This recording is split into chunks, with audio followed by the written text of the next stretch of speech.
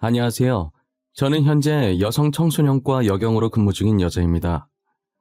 여러 가지 사건 사고들로 인해 머리 부여잡고 하루하루를 버티면서 일하고 있는 요즘인데요. 도난과 같은 가벼운 사건들부터 살인 같은 무거운 사건들까지 한두 건이 아니라서 정말 머리가 아픕니다.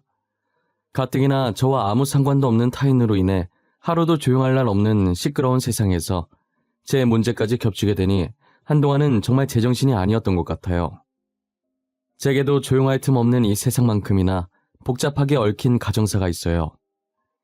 예전엔 학교 다닐 땐 친구들한테 제 가정사를 말하면 저는 아무렇지도 않았는데 제 얘기를 들은 친구들은 저를 불쌍한 눈으로 봐서 그 뒤로는 말을 잘 안 하게 되더라고요. 하지만 요즘은 제 가정사를 말해도 불쌍한 눈으로 보지 않는 거예요. 오히려 어머니가 두 분이나 계셔서 좋겠다는 말을 자주 들었죠. 지금부터 여러분들께도 왜 저희 어머니가 두 분이 되었는지 그 사연을 차근차근 들려드리려고 해요. 저는 다른 친구들과 다른 삶을 살아오면서 친부모님에 대한 기억이 단 하나도 없었고 가족이라는 기억 자체가 중학생 때부터 만들어지기 시작했어요. 예상하신 분들도 있겠지만 저는 기억조차 없던 아주 어릴 때부터 보육원에서 살았었어요. 부모님이 버린 건지 돌아가신 건지 모른 채 보육원에 있던 언니 오빠들과 함께 살아왔어요. 그러다 언니 오빠들도 하나씩 입양을 가거나 성인이 되어 독립을 하면서 제가 맏언니가 될 때까지 있었죠.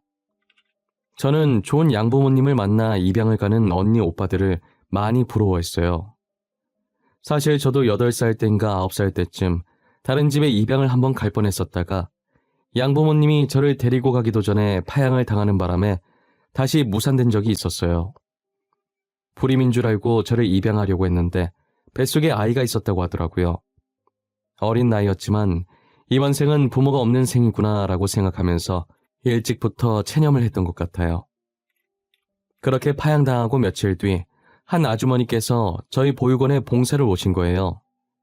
책과 연필 같은 학용품들을 나눠주셨고 가끔 시간 나실 때 저희 보육원 청소도 해주시던 분이셨어요. 저는 낯가림이 심한 성격이라 또래 아이들이든 어른이든 구분할 것 없이 먼저 못 다가갔었어요. 친해지면 활발해지지만 사람을 못 믿어서 친해지는 데까지 시간이 꽤나 많이 걸리는 편이에요. 처음 그 아주머니를 봤을 때도 구석에 박혀서 눈치만 보고 있었죠. 아주머니는 제게 다가와 계속해서 말 걸어주시는데 이상하게 그 아주머니와 있으면 하나도 안 어색하고 심지어 편하다라는 생각까지 들 정도로 친근하신 분이셨어요. 매주 봉사를 오시면서 가끔 저만 따로 조용히 부르시더니 자신의 품에 숨겨둔 맛있는 걸 주시곤 했어요. 자기 딸같이 느껴진다면서 늘 저한테만 맛있는 간식이나 이쁘고 좋은 것들을 종종 주셨죠. 아주머니는 제가 자기 딸인 것처럼 정말 잘 챙겨주셨어요.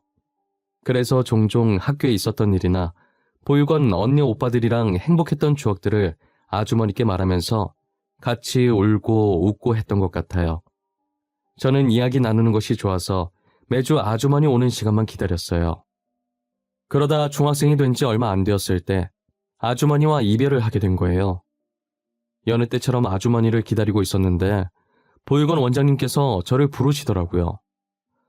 원장님은 한 손엔 제 가방을 들고 다른 한 손으론 제 손을 잡으며 원장실로 향했어요. 원장실 문이 열리고 처음 보는 아주머니 아저씨가 활짝 웃으면서 저를 반겨주시더라고요. 앞으로 저의 어머니 아버지가 되어주실 분이라고 소개하면서요. 저는 낯선 그분들과 함께 차에 올라탔고 어느 한 으리으리한 주택가에 들어설 때쯤 차가 멈추더니 제가 타고 있던 쪽 문이 열리면서 새아버지가 저를 안아 올리고 집으로 들어가더라고요. 저희가 대문에 가까워졌을 때 정장 입은 남자가 한 명 나오더니 아버지 차에 타서 주차를 하셨어요. 어린 제가 봐도 단번에 알 수 있을 만큼 저희 양부모님들은 상당한 부자였어요.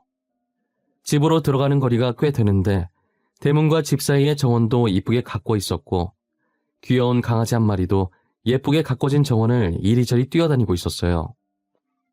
강아지도 제가 새 식구라는 걸 알았는지 저를 안고 있는 아버지 곁을 맴돌면서 꼬리를 흔들고 있었어요. 아버지는 웃으면서 저를 내려놓았고 강아지는 저랑 놀고 싶어서 제 얼굴을 마구 핥았어요. 얘 이름은 또리야. 또리 안녕 해봐.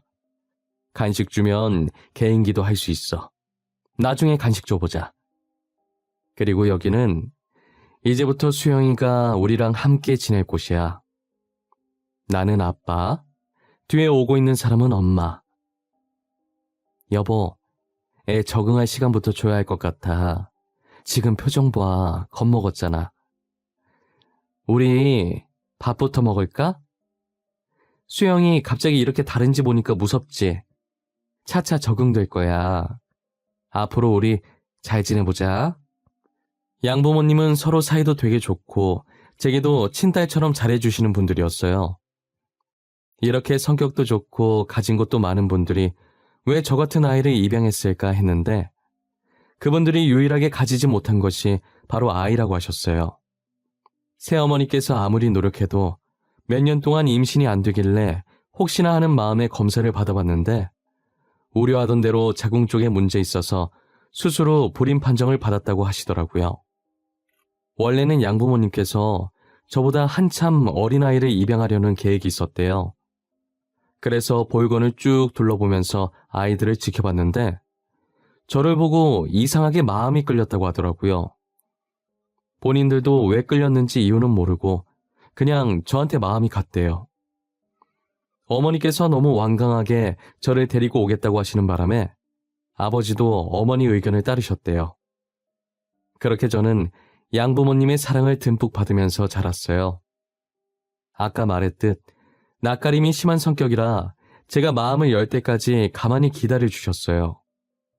엄마, 아빠라고 말이 선뜻 나오지 않아 한동안은 계속 아줌마, 아저씨라고 불렀는데도 왜 자신들한테 엄마, 아빠라고 안 부르냐고 화를 내지도 않으셨죠. 제가 새로운 곳에 적응을 할 수 있게 아무 말 없이 계속 저를 기다려 주셨어요. 어느 정도 적응하고 제가 처음으로 양부모님께 엄마, 아빠라고 불렀을 때의 부모님 표정을 저는 아직도 어제 일처럼 생생하고 절대 잊지 못해요. 두 분 다 분명 웃고 있는데 눈에는 눈물이 그렁그렁 맺혀 있었어요. 믿기지 않는다는 듯 계속 보다가 고맙다면서 저를 꼭 안아주셨죠. 엄마, 아빠, 늦었지만 저를 입양해 주셔서 감사해요. 이 말 언제가 되든 꼭 해드리고 싶었어요. 엄마, 아빠 덕분에 요즘 제가 너무 행복한 하루를 보내는 것 같아요. 정말 감사해요. 여보, 지금 수영이가 우리 보고 엄마, 아빠라고 한 거지? 나 믿기지가 않아. 이거 꿈은 아니지? 수영아, 다시 한 번만 불러주겠니? 엄마, 아빠라고 말이야. 애 민망하게 뭐하러 그런 걸 시켜. 이제 앞으로 계속 엄마, 아빠라고 부를 텐데. 진짜 가만 보면 당신이랑 나랑 성격이 너무 바뀌었어. 당신 성격 너무 감성적이야. 솔직히 당신도 좋잖아. 언제쯤 엄마, 아빠라고 불러줄까 하면서 매일 손꼽아 기다려놓고 센 척은. 이제 수영이한테 아빠라는 소리 들었으니 나 이제 여한이 없어. 벌써 죽게? 젊은 나이에 안타깝네. 나는 수영이랑 행복하게 오래오래 살 건데. 부모님께서 울랑말랑한 표정을 지으실 땐 어떤 반응을 보여야 할지 몰라서 우물쭈물거렸는데 이렇게 금세 평소처럼 돌아가 장난치는 모습을 보니 웃기고 귀여워서 몰래 피식하고 있었어요. 저희 부모님은 늘 고등학생처럼 이런 식으로 유치하게 투닥거리면서 재미나게 사셨어요. 매번 어머니께 일방적으로 당하는 건 마음 여린 아버지지만요. 저희 부모님은 제 말이라면 꿈뻑 넘어가시는 분들이세요. 간혹 혼자서 뭐가 먹고 싶다고 조용히 중얼거리면 둘 중 한 분이 벌떡 일어나서 사오고 나셨죠. 제가 괜찮다고 말리기도 전에 겉옷을 입고 나가버리실 정도로 제 일이라면 누구보다 빠르게 나서세요. 아무래도 부모님께서 돈이 많으시니 제가 하고 싶다는 게 있다면 무조건 다 해주셨어요. 처음 가져본 부모님의 처음 받아보는 지원이다 보니 하고 싶은 것들이 많더라고요. 발레가 하고 싶다고 하면 발레학원에 등록해주고, 요리하고 싶다고 하면 요리학원에 등록해주고, 제가 며칠 만에 질려서 안 가겠다고 해도 쓴소리 하지 않으시고 이것저것 다 해보라고 하셨어요. 한 번에 적성 찾는 사람 잘 없다고, 원래 적성은 하고 싶었던 것들 다 해본 뒤에 찾는 거라고 하시면서요. 빈말로 연예인 되고 싶다고 하면 소속사 리스트 쫙 뽑아서 오디션 스케줄까지 다 알아보실 정도였어요. 하고 싶은 걸 하고 살아야 나중에 후회가 없는 법이라며 제게 아낌없이 지원해 주셨죠. 꿈을 찾아 이리저리 옮겨다니며 여러 가지 경험을 해왔던 저는 최종적인 꿈으로 어머니가 멋있다고 했던 경찰로 결정하게 되었어요. 제가 다행히 공부를 잘했어서 무리 없이 명문대에 갈 수 있었고, 졸업 후 1년 반 만에 경찰 시험까지 합격해서 정식으로 경찰 생활을 하기 시작했어요. 제가 아무래도 여자이다 보니 경찰 공부를 하면서 자연스럽게 여성 관련 범죄에 관심이 많아졌어요. 그래서 고민도 없이 여성 청소년과로 지원하게 되었고, 저희 과에서 일어난 사건들은 제 일처럼 생각하며 열심히 범인을 잡으려고 노력했어요. 피해자분들이 얼른 편히 발 뻗고 주무실 수 있게 제가 야근을 하기 일쑤였죠. 평소처럼 야근하고 선배가 부탁했던 자료들 선배 자리에 두면서 수사 일지가 올려져 있길래 살짝 봤는데, 남편에게 맞아서 신고 들어온 건수가 생각했던 것보다 많더라고요. 피해자가 제출한 증거 사진들을 보고 있으면 같은 여자로서 너무 화가 났어요. 저는 아예 자리를 잡고 계속해서 수사 일지를 넘겨보고 있었어요. 한참 보고 있는데 제 귀에 대고 누군가가 뭐하냐고 말하더라고요. 갑자기 들려오는 목소리에 너무 놀라서 저도 모르게 선배 얼굴을 주먹으로 쳐버렸어요. 선배인 걸 확인하고 죄송하다고 머리를 얼마나 숙였는지 몰라요. 선배는 괜찮다고, 놀래킨 건 자기라고 맞아도 싸다고 웃어주셨어요. 선배들 다 집에 간 줄 알았는데 자리 주인이었던 선배가 아직 퇴근 안 하고 남아있었던 거예요. 제가 열심히 하는 걸 알아서 그런지 수사 일지 가지고 가서 제 자리에서 보라고 하시더라고요. 자기도 지금 자리에 앉아서 할 일이 있다고 하시면서요. 저는 죄송하다면서 선배 자리에서 일어나 수사 일지를 들고 제 자리로 돌아왔어요. 마저 보고 있는데 2년 전에 일어났던 사건의 피해자 사진이 어딘가 모르게 굉장히 낯익더라고요.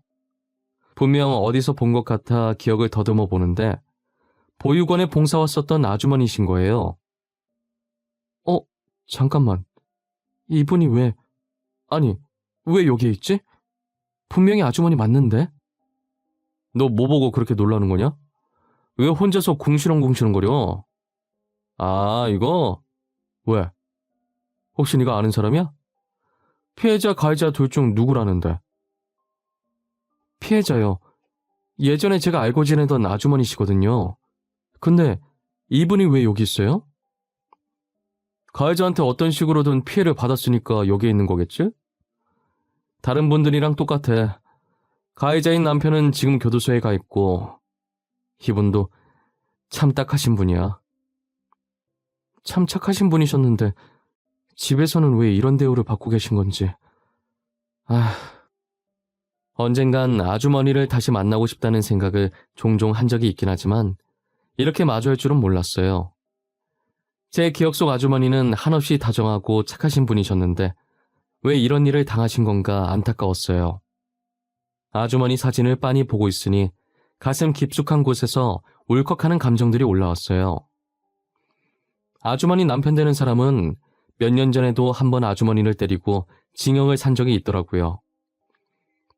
진술한 것 보니 출소하고 얼마 안 돼서 아주머니를 보니 괘씸한 마음에 또 손이 올라갔던 것 같아요. 결국 아주머니 남편은 이렇게 주민들의 신고로 또다시 징역을 사게 되었고요. 출소일이 언제인지 보니까 얼마 안 남아서 혹시나 또 이런 일을 당하시게 될까 걱정이었어요. 저는 한 달 동안 야근에 찌들어 있다가 오랜만에 정시 퇴근하고 집에 가는 길이었어요. 정말 간만에 정시 퇴근이라 신나서 손을 바지주머니에 꽂고 콧노래를 부르며 가고 있었어요. 사람 구경하고 차 구경하면서 천천히 걷다가 길 건너려고 신호를 기다리고 있었는데 제 반대편에서 아저씨가 갑자기 어떤 아주머니께 달려가더니 퍽치기를 하고 튀어버린 거예요. 신호 바뀌려면 아직 멀었고 범인 잡으려고 무작정 뛰었다간 저 때문에 운전자들이 피해볼 것 같아서 이러지도 못하고 저러지도 못한 채 발만 동동 구르고 있었어요. 저는 신호가 바뀌자마자 아저씨가 뛰어갔던 방향으로 미친 듯이 뛰어갔어요. 사건 현장이 멀리 있었고 신호 바뀌는 동안 아저씨가 자취를 감춰버려서 도저히 잡을 수가 없었어요. 저는 다시 현장으로 돌아와서 119에 전화를 했고 아주머니 상태를 살폈어요. 머리 쪽에서 피가 나길래 얼마나 다쳤는지 상태 확인하면서 아주머니 얼굴을 봤는데 제가 있던 보육원에 봉사 오시는 그 아주머니신 거예요. 얼굴을 확인하는 순간 너무 놀라서 정신이 멍해지더니 머리가 새하얘지더라고요. 그때 갑자기 아주머니의 사건 일지가 생각났고 아주머니 남편의 출소일이 생각났어요. 휴대폰으로 날짜를 확인해보니 바로 전날 출소를 했더라고요. 저는 아주머니를 이렇게 만든 사람이 남편이라는 걸 본능적으로 직감했어요. 아무런 기척 없는 아주머니의 볼을 살짝 치면서 눈 떠보라고 했지만 머리에 충격을 받아 의식을 완전히 잃으셔서 눈을 뜨실 리가 없었어요. 얼마 지나지 않아 구급차가 도착해서 아주머니를 옮기고 뒤이어 제가 타려고 하자 대원이 제지하길래 경찰이라고 경찰증을 보여준 후에 같이 동승해서 병원으로 향했어요. 제가 환자분 상태를 쭉 봤는데요. 혹시 같이 오신 분은 신희경 환자분 보호자신가요? 아니요, 보호자는 아니고 사건 현장을 목격한 목격자이자 경찰입니다. 제가 보호자께 상태 전달할 테니 환자 지금 어떤지 저한테 말씀해 주실 수 있을까요? 눈으로 봤을 땐 심각한 정도는 아니고요. 머리도 크게 다치지 않아서 걱정할 정도는 아니긴 한데 혹시 모르니 정밀검사를 받아보시는 게 어떨까 싶네요. 입원 수속 밟고 오시면 바로 진행하도록 하겠습니다. 그럼 제가 바로 입원 수속 밟을 테니 정밀검사 좀 부탁드릴게요. 감사합니다. 의사가 겉눈으로 봤을 땐 심하게 다친 것 같진 않아 보인다며 혹시 모르니 정밀검사를 하자고 하더라고요. 일단 알겠다고 하고 입원 수속을 하려고 아주머니 겉옷주머니에 있던 지갑을 들고 와서 데스크로 갔어요. 저는 지갑에서 아주머니의 주민등록증을 꺼내서 간호사분께 드렸어요. 그런데 주민등록증을 꺼냄과 동시에 낡은 사진 한 장이 같이 떨어지더라고요. 뒷면이 위로 가게 떨어져 있었는데 삐뚤빼뚤한 글자가 한 줄 적혀 있었어요. 주워서 보니 사랑하는 딸과 처음으로 찍은 사진이라고 적혀 있더라고요. 저는 다시 지갑에 넣어드리려고 아무 생각 없이 사진을 앞면으로 돌렸어요. 주민등록증에 있던 자리에 그대로 다시 넣고 있는데 사진 속에 있는 아이의 얼굴이 눈에 들어오더라고요. 아이의 얼굴을 보고 지갑을 떨어뜨리면서 저도 모르게 짧게 소리를 지르고 양손으로 입을 막았어요. 제 목소리에 놀란 주변 사람들은 다 저를 쳐다봤고 저는 눈치를 보면서 다시 지갑을 주워들었어요. 떨리는 손으로 사진을 다시 봤는데 눈 비비고 다시 봐도 사진 속에 웃고 있는 아이는 저더라고요. 아주머니와 친해지고 나서 둘이서 산책하면서 보육원 근처에 핀 벚꽃을 구경하다가 자신과 사진 한 장만 같이 찍어줄 수 있냐고 하길래 흔쾌히 알겠다고 하고 찍어줬던 사진이거든요. 저는 다시 글씨가 적혀있는 뒷면으로 돌려서 사랑하는 딸이라는 글자를 손가락으로 매만졌어요. 그러니까 정리하면 사진 속에 있는 사람은 저와 아주머니이고 아주머니가 사랑하는 딸과 찍은 사진인데 거기에 제가 있으니 제가 아주머니의 딸이라는 말이잖아요. 기억에도 없는 제 친모모님 중 한 분이 아주머니였다는 게 믿기지 않았어요. 아주머니가 제 친모라고 하니 보육원에서 저만 이뻐했던 게 납득이 되더라고요. 맛있는 거나 좋은 게 있으면 저를 주려고 숨겨놓던 아주머니의 행동이 이제야 이해가 갔어요. 저는 단순하게 제가 아주머니 눈엔 예뻐 보여서 그런 건 줄 알았는데 자신의 딸이라서 그랬던 것이었어요. 아주머니께서 제게 했던 행동은 어느 정도 이해가 됐는데 왜 저를 다시 데리고 가지 않고 봉사자로 제 옆에 계속 맴돌았는지는 이해가 되질 않더라고요. 분명 제가 자신의 딸인 걸 알고 그렇게 행동했을 것 아니에요. 사진 뒷면에도 떡하니 사랑하는 딸이라고 적혀 있으니 말이에요. 저는 돈이 없어도 잘 집이 없어도 부모님만 있으면 행복할 것 같다고 늘 생각했었거든요.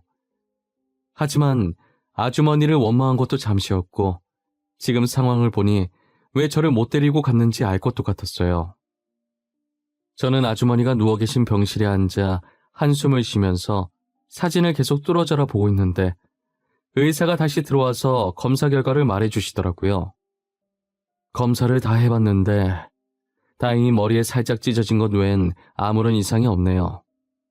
아마 곧 있으면 의식을 차리실 겁니다.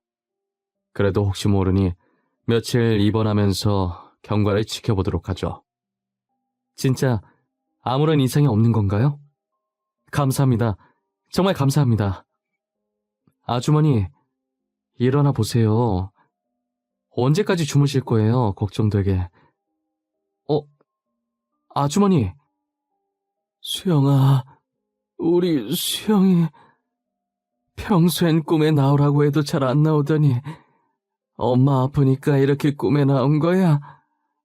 우리 딸 때문이라도 정신 차려야겠네.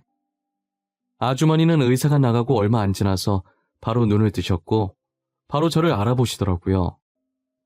살이 많이 빠져서 그때랑 얼굴이 조금 바뀌었는데도 핏줄이라 그런지 한 번에 알아보셨어요.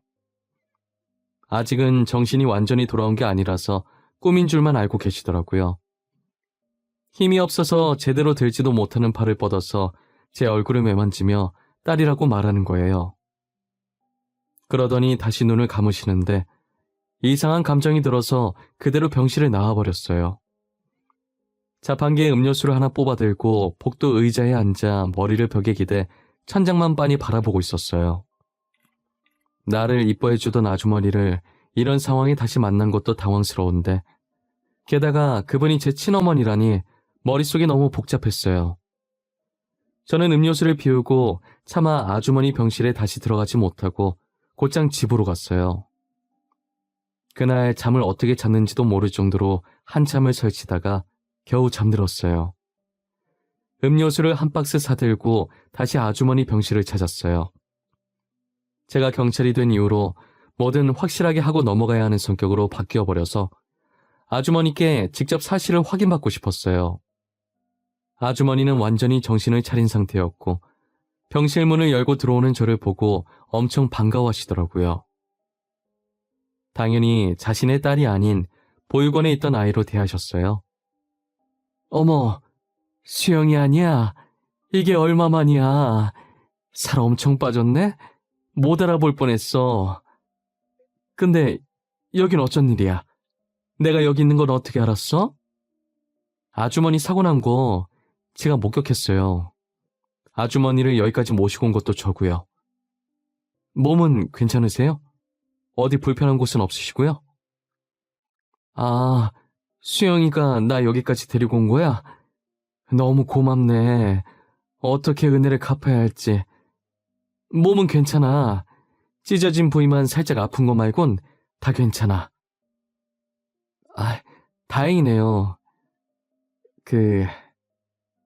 아주머니. 제가 아주머니께 한 가지 여쭤볼 게 하나 있는데요. 혹시 실례가 안 된다면 여쭤봐도 괜찮을까요? 그럼 괜찮지. 무슨 일인데 그래? 심각한 거야? 표정이 되게 비장해 보이네. 아주머니가 제 친엄마라는 거 알고 있어요. 어제 알긴 했지만요. 이게 진짜인지 확인받고 싶어서요. 진짜 아주머니께서 제 친엄마세요? 제 말에 아주머니의 웃던 얼굴이 점점 굳어져 갔고 눈동자가 흔들리기 시작했어요. 아주머니는 입을 열 듯 말 듯 하면서 말하기 망설이고 있다는 게 제 눈에 보이더라고요. 저는 말하기 힘드시면 억지로 말할 필요 없다고 하면서 가지고 온 음료를 냉장고에 넣었어요. 마지막 음료수를 넣고 있는데 결심을 하신 건지 다 말해주겠다고 하시더라고요. 아주머니께서는 숨을 한번 크게 들이마시더니 입을 떼시더라고요. 21살의 젊은 나이에 첫 연애를 하고 첫 남자친구와 사고를 쳐서 저를 가졌다고 하시는 거예요. 친부라는 사람은 아주머니께서 자신의 아이를 임신했다는 소식에 유학을 떠나버렸고 이미 아주머니는 배가 조금 나와 있는 상태라 수술이 힘들어서 하는 수 없이 낳기로 결정하셨대요. 친부 집안이 잘 사는 집안이라 저를 지켜줄 수 있을 줄 알았는데 유학 핑계로 도망을 가버린 거죠. 아주머니 집안은 가난해서 혼자서는 아이를 키울 능력이 없었고 그렇다고 딱히 다른 방법이 있는 게 아니니 어쩔 수 없이 저를 보육원에 맡겼다고 하더라고요. 형편이 나아지면 저를 다시 데리고 가려고 했는데 형편이 나아질 기미가 보이지 않았고 계속 제자리 걸음이어서 봉사를 핑계로 제 옆을 서성거렸다고 하셨어요. 보육원에 봉사하러 다닌 지 1년 정도 됐을 때 나이가 좀 있는 사람과 결혼하게 되었는데 매일같이 술을 마시고 난폭하게 굴었다고 하더라고요. 그래서 저를 데리고 와봤자 저도 같이 힘들어질 것 같아서 데리고 오는 것을 포기했던 거죠. 그렇게 옆에서 지켜볼 수 있는 것만으로도 감사하다 생각했다고 하더라고요. 그러다 제가 지금의 양부모님 집에 입양을 가는 바람에 또 헤어지게 된 거죠. 아주머니는 그동안 있었던 일들을 말씀하시면서 많이 우셨어요. 저는 아주머니께 모든 사실을 듣고 나면 그래도 속이 좀 풀릴 줄 알았는데 더 복잡해졌죠. 현재 저는 이미 낳아주시진 않았지만 키워주신 부모님이 계시니 당장 어떻게 할 수 있는 것도 없고 아주머니를 달래는 것밖에 할 수 있는 게 없었어요. 아주머니가 울다 지쳐 주무시는 걸 확인하고 병실을 빠져나왔어요. 혼자서 감당할 수 없을 것 같아 양부모님께 말씀드려야겠다고 판단했어요. 저는 아주머니를 만난 것과 아주머니께 들었던 이야기들을 전부 양부모님께 말씀드렸죠. 수영아, 네가 결정하기 힘들어서 우리한테 왔을 거 알아. 낳아준 어머니도 키워준 부모님도 둘 다 너무 소중하겠지. 우린 너에게 누구 하나 선택하라고 강요하지 않을 거야. 어찌됐건 둘 다 너의 부모님이 아니니 너가 선택하지 못한다고 해도 전혀 상관없어. 우리 세 명을 모두 너의 부모님이라고 생각하면 되는 거야. 복잡하게 생각할 것 없어. 너가 친어머니께 가겠다고 해도 말리지 않을 것이고 너가 만약 친어머니를 따라간다고 한들 우리가 너의 부모님인 것도 변함없어. 냉정하게 들릴지 모르겠지만 저는 엄마 아빠와 더 정이 많이 들었고 엄마 아빠 말고 다른 분을 부모님이라고 생각한 적이 없어요. 지금도 마찬가지고요. 애초에 저를 버렸던 분이니까요. 버렸다고 말하면 안 돼. 어머니도 어쩔 수 없이 그랬던 거잖니. 그런 말하면 안 되는 거야. 그리고 지금 어머니 집에 돌아가 봤자 똑같이 당할 것 같은데 우리 집으로 모시는 게 어떠니? 그래, 어머니 우리 집으로 모시는 게 낫겠다. 퇴원했다가 또 당하면 어떡해. 저희 부모님은 남는 방 있다고 선뜻 어머니를 모시고 오라고 하시더라고요. 친어머니와는 남인 부모님도 이렇게 마음을 쓰시는데 제가 너무 어리석었다고 생각했어요. 제가 눈물을 흘리니까 이렇게 이쁜 딸 낳아줘서 고맙다는 답례라면서 울지 말라고 하더라고요. 태어나게 되면 꼭 집으로 데리고 오라고 신신당부를 하셨어요. 그리고 저는 부모님 말처럼 친어머니를 퇴원시키고 저희 집으로 데리고 왔어요. 친어머니는 못 들어가겠다고 입구에서 버티고 계셨고 양어머니께서 들어와도 괜찮다며 친어머니 팔을 잡고 끌어서 억지로 데리고 왔어요. 현관에서 신발도 못 벗고 안절부절 못하며 서 있자 양어머니는 그런 친어머니를 보고 따스히 안아주면서 그동안 고생 많았다고 이제 짐 덜어놓으시라고 하셨어요. 양어머니의 말에 친어머니는 눈물을 흘리셨고 친어머니 우는 소리에 양어머니도 같이 우셨어요. 앞으로는 이곳에서 계속 지내시라고 집에 다시 가실 필요 없다고 하셨죠. 친어머니가 양어머니를 품에 떼어내고 무슨 소리 내는 듯 쳐다보니 양어머니가 살짝 웃으시더라고요. 앞으로 여기서 저희랑 같이 지내면 돼요. 조만간 이혼 처리 되실 거예요. 그리고 그 나쁜 놈 숨어서 못 잡고 있다면서요. 그놈 어디 있는지 저희 남편이 찾았어요. 곧 잡힐 거예요. 아니 어떻게... 너무 감사해서 어떡해요. 이 은혜를 어떻게 갚아야 할지. 이미 충분히 갚으셨어요. 저희 이쁜 딸 낳아주신 것만으로도 너무 감사하죠. 오히려 저희가 어머님께 갚아야 하는걸요. 그러니 어머님 집이라 생각하고 편히 계세요. 그렇게 저희 부모님과 저, 그리고 친어머니까지 한 집에서 같이 살게 되었어요. 친어머니는 이대로 빌부터 살 수 없다고 집안일을 자처하시더라고요. 부모님이 괜찮다고 말려도 봤지만 친어머니께서 너무 완강하게 나오셔서 어쩔 수 없이 그렇게 하라고 했어요. 그렇게라도 해야 마음이 편하시겠다면 말리지 않겠다고 하시면서요. 그래도 친어머니 몰래 어머니께서 집안일 몰래 해주시고 계세요. 친어머니 그렇게 만든 나쁜 놈도 잡아서 이혼시키고 교도소에 넣었고요. 아마 저희 부모님이 없었다면 친어머니는 여전히 나쁜 놈한테 다 하고 있었을 거예요. 저도 그놈 찾아다니느라 똥줄 빠졌을 거고요. 이제 정말 모든 것이 끝난 것 같아요. 저희는 지금 4명이서 한 가족처럼 잘 지내고 있어요. 부모님도 친어머니도 제게 정말 잘해주시죠. 어머니가 2명이 계시니 얼마나 든든한지 몰라요. 예전엔 부모님 없다고 불쌍하게 봤던 친구들도 이제 부모님이 3명이라고 부러워하죠. 좋은 게 좋은 거라고 뭐든 좋은 쪽으로 생각하려고 해요. 어차피 부모님들도 서로 잘 지내고 하니까요. 저의 긴 이야기는 여기서 끝을 내보려고 합니다. 만날 사람은 언젠간 만난다고 저는 친어머니를 이렇게 만나게 됐네요. 여러분들도 잃어버렸던 인연이 있으시다면 언젠간 저처럼 다시 만나게 될 날이 올 거예요. 그날까지 늘 희망을 잃지 않고 건강하게 지내셨으면 좋겠습니다.